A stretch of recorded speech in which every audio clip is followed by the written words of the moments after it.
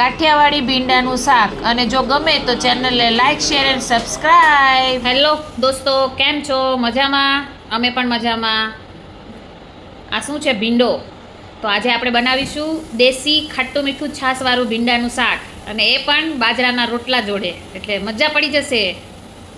તો સૌપ્રથમ આપણે પહેલાં ભીંડો લઈ લઈએ અને એને એક કોટનના કાપડ વડે આપણે ભીંડો સાફ કરી કટિંગ કરી લઈએ. ચાલો, ભીંડો હવે કટિંગ થઈ ગયો છે. તો હવે આપણે શાક બનાવવાનું ચાલુ કરીએ. આપણે પેન લઈ લીધું છે. હવે પેનની અંદર થોડુંક તેલ ઉમેરી લઈએ.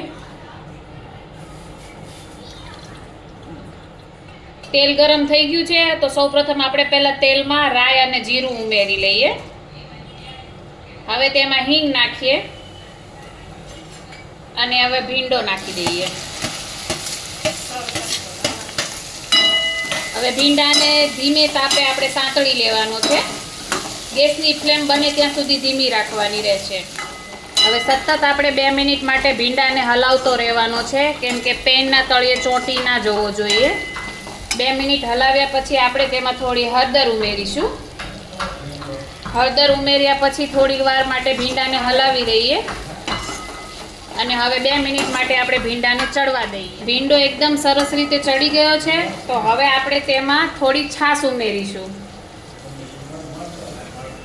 છાશ ઉમેર્યા પછી તેમાં આપણે સ્વાદ મુજબ મીઠું એડ કરીશું. હવે આપણે પછી તેમાં થોડું લસણવાળું ખાંડેલું લાલ મરચું ઉમેરવાનું છે. હવે આપણે હલાવી લઈશું અને પછી 2 મિનિટ માટે શાકને આપણે સારી રીતે ચડવા દઈશું.